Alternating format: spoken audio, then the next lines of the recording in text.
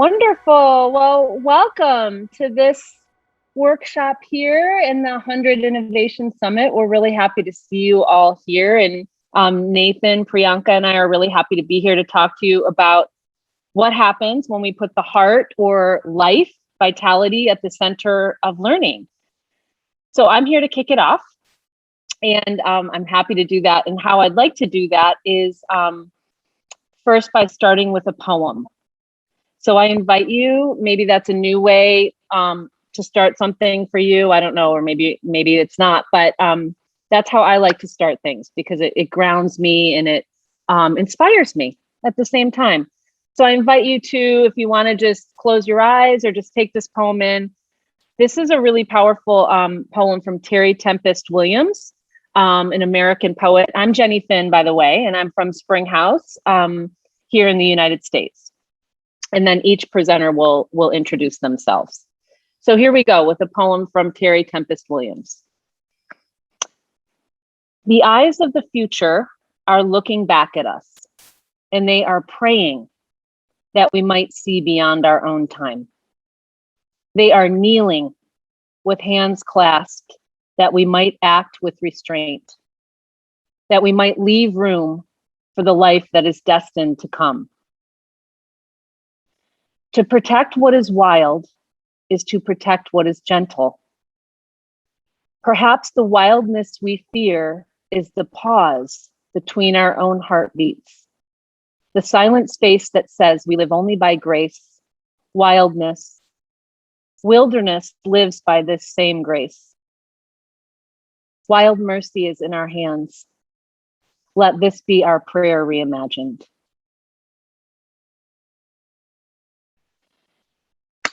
That's from Terry Tempest Williams. So I invite you, before I just say just a couple things about Springhouse and then hand it over to, I think, Nathan, I can't remember who's next, but if you would maybe put one thing in the chat that brings you alive. Something maybe that you do, something that you experience, something that brings you alive in your life. I just invite you as a way to check in and bring your voice into the room. To put one thing in the chat that brings you alive. And while you do, I'm gonna start talking because I have about 5 minutes. So here we go.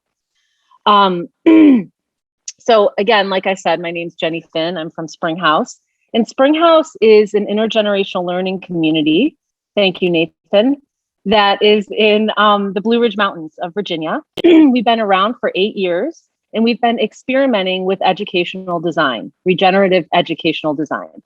And how we've been experimenting with that is by putting vitality, life at the very center of our design.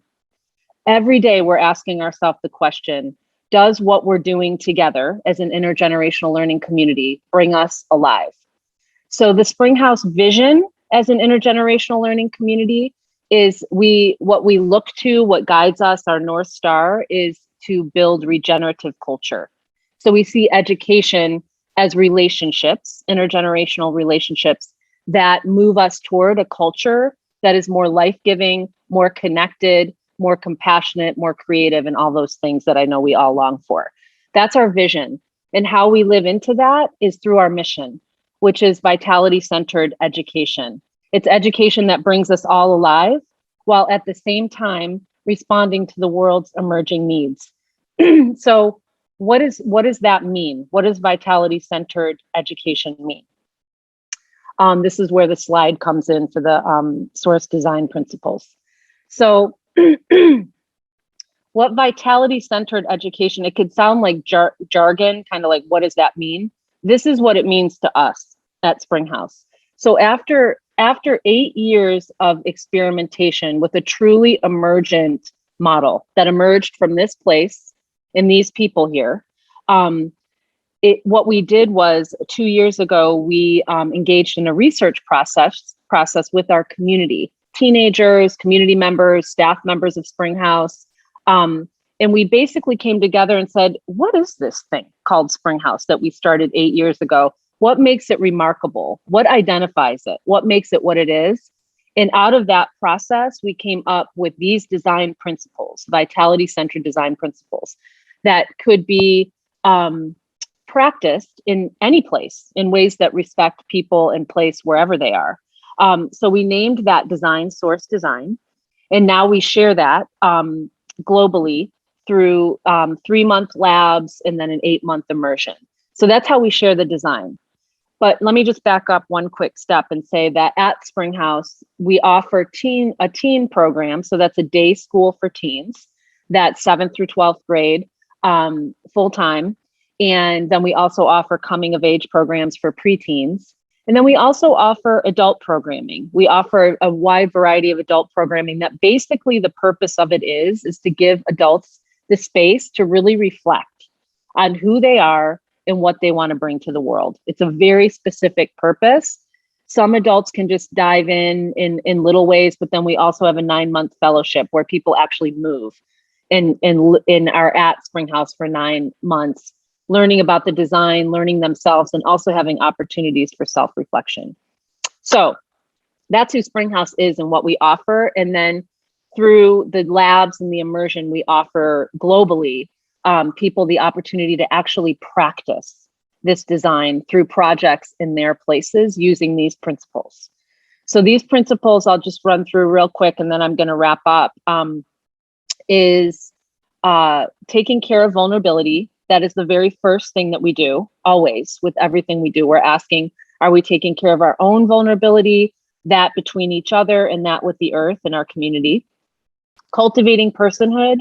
We do that through connecting deeply with our bodies, with sacredness, and also really working the muscle of self-study and self-reflection, becoming more self-aware people. We build beloved community in all kinds of ways, including dancing and singing. If you showed up at Springhouse, it's very likely you would see dancing and singing happening almost every day, and some of it's actually structured in our curriculum. Respecting the wisdom of the earth. Mostly, you'd see that in a lot of ways. Our school is almost entirely outdoors right now, but also through the way that power is shared. That's another way you would see cultivating and fostering interdependence. And then finally, we do all this to love and serve others, to bring more vitality and love and life to the world. And with that, I think I do have another slide, but I think I'm going to let it go and just let my colleagues share where they're coming from. So that was a really quick dive into Springhouse. If you're curious about learning more, I'm going to drop a couple of websites addresses in the chat. But thank you so much for listening. And again, I'm really glad you're here. I'm just going to talk a little bit to build off of what Jenny was saying around how anyone, anywhere, any community can work towards building an aligned learning ecosystem. And this is the work that I do as a school designer at Fielding International, working with communities all over the world to try to align vision, educational program, and the learning environment. And when communities take time, like Jenny did at Springhouse, over 8 years of this coming together and understanding what the needs of ourself is and the needs of each other, we can create these local source design principles that help us know where to go.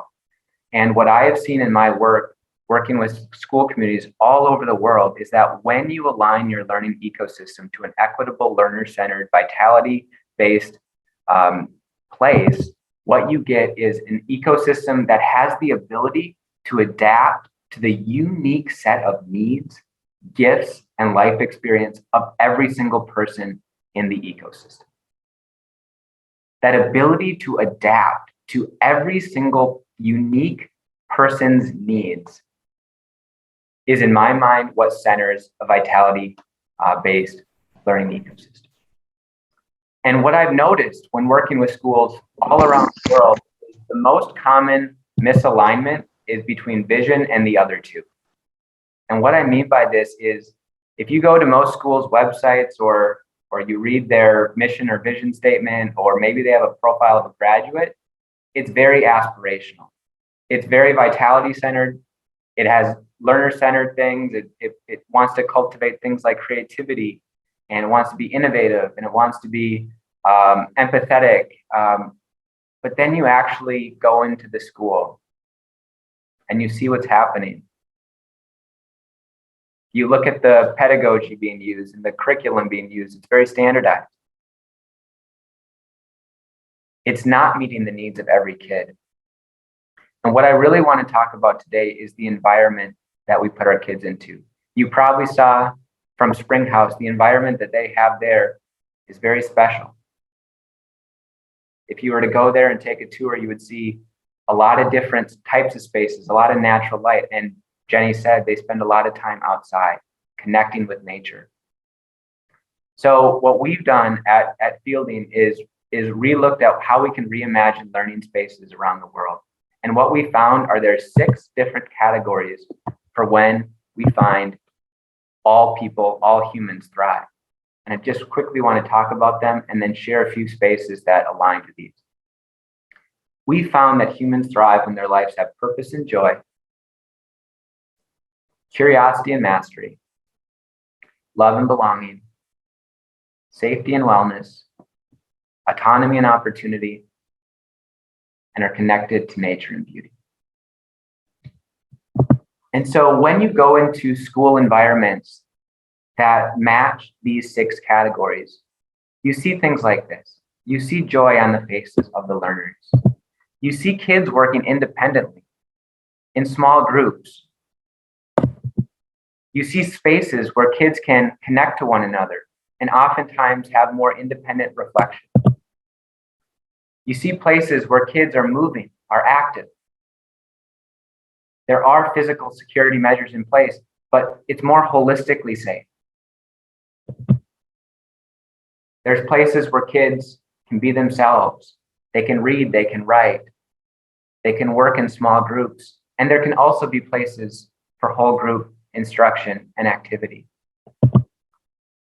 And finally, it's connected to nature and it's beautiful. I have 2 images here. This one is in Indonesia. This one is in the Arctic in Canada. In both cases, they value connection to nature and spend a lot of time outside. And it just goes to show the extreme of everyone everywhere wants to connect with nature. Back to Jenny's point around the need for reflection and solitude. This is one of the things that we found is lacking in a lot of schools. And this is a design pattern that we call calming retreat that can really get to type of spaces that people desire. Because everybody, whether you're consider yourself an introvert or an extrovert, there's times where we want to be alone. And oftentimes schools feel institutional and lack these type of spaces. And so when we make these spaces accessible and we allow our kids to have the agency to use them inside of a larger ecosystem aligned to those 6 thriving categories, we create spaces and holistically supportive environments that really do adapt the unique needs and gifts and interests and life experiences of every single kid. So I want to leave you with a tool today before we go out into our second breakout room. And that is a design pattern open source library that we just cultivated that's freely accessible at schoolpatterns.com. It can help you wherever you are, whether you're a teacher in a classroom, a principal or a student, or just an interested community member, how you can cultivate your own learning environments that is supporting these 6 thriving categories. So if somebody wants to put that in the chat, it's schoolpatterns.com, or you can quickly take a scan of this QR code. We're going to go into breakout rooms very shortly.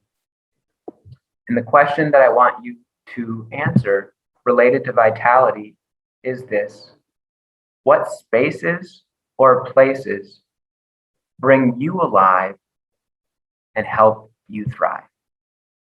What spaces or places bring you alive and help you thrive? I hope everybody enjoyed their breakout room discussions, actually talking about what made you feel alive. And we had such a great discussion, and it was all centered around nature, which I really loved. Do you mind sharing screen again, Nathan? Thank you so much. So my name is Priyanka. I'm from Botswana, from an organization called Learn to Play. And I'm really excited that we were actually chosen to be part of the 100 Global Collection yesterday. That's my claim to fame at the moment. But also it's Diwali. So I wanted to wish anybody who's on the call and celebrating Diwali, happy Diwali, because today is an extra special day for me while I celebrate Diwali and Learn to Play being selected in the 100 Global Collection again. So today I'm going to share a little bit about vitality for young children and how we incorporate that into our work here at Learn to Play. So we work with children aged 0 to 5, so a bit different to Jenny and Nathan, but the principles apply. It's just how we do it that I think looks a bit different. And we really focus on mindfulness. And I think mindfulness for me is a state of mind. It's not necessarily an activity that you do in a routine. You know, you wake up and you're mindful for 10 minutes. And it certainly is not going to be like that for young children because they're not going to sit and meditate for 10 minutes. And mindfulness is not necessarily meditation, not in our context anyway. So for me, it's about connection. It's about connecting with yourself, with your environment, with nature, which we've been discussing so beautifully in the last breakout room. It's about connecting with the world around you, with humanity. And that, I think, brings vitality to the center of all our programming as well, just through these simple routines that we have in our play groups. So if you could switch to the next slide, please. Thank you. So we call it mindful play. And for me, mindful play is any playful moment where the child and their playmate, that could be their friend, their sibling, their caregiver, their teacher, whoever they're playing with, is completely present and engaged in the process of play. So, you know, they're aware of the process. They're not worrying about the outcome. You're not worried about what are they going to learn from this? You're not worried about, are they going to create this beautiful piece of artwork at the end of it? Have they learned their numbers, shapes, or colors through play? It's really, really not about the outcome. Mindful play is about being engaged in the activity, how they feel. It's about the child leading. And so it's that sense of agency, but a shared sense of agency. And that's what for us cultivates well-being. And we believe at Learn to Play that this concept is what's nurturing children's overall well-being and development, their vitality. It's their social and emotional health, their physical health, their relationships with the world around them, and their relationships with themselves, their positive sense of identity and self-esteem as well. So if we go to the next one. We have a concept called vibrant villages in Botswana. So each of the communities where we work, we call these places vibrant villages. And when we first started talking about them, the government of Botswana actually, in all policies and paperwork, will describe these communities as marginalized or vulnerable. And we wanted to change that. We didn't want to be going into these communities with this, you know, stereotypical view of, you know, poor African countries or communities, but actually, how are we going to transform these into places of vitality? How are we going to use play and community? And when we talk about it's taking a village to raise a child, how are we going to bring that village together to make these villages a wonderful place where every child is feeling like this is the best place to grow up because they have the right to play, learn, and thrive? And the way that we do this is through flexible frameworks and models where mothers and parents and caregivers, grandmothers, aunts and uncles, they're getting involved and they're articulating what their visions are for their children and their community. And vitality is always at the center of it. You can ask any parent, what do you dream for your child? And it's always for them to be healthy and happy. And so academic success is secondary to that because you're not going to get that if your child is not healthy and happy first. Getting a great job at the end of it is only going to come if you're healthy and happy first. And when we come down to it, and that we say this through focus group discussions, because on a surface level, every parent will say, oh, we want great schools and we want universities and we want our children to get here. When we really dig deep with these families and they actually all come and say, actually, I just want my child to be healthy and happy. And so that's really how we then use those values to create these vibrant villages around Botswana. And now we work on families they all create a well-being plan for their own families in these communities. And then we take that and we use it to create one community action plan for early childhood development.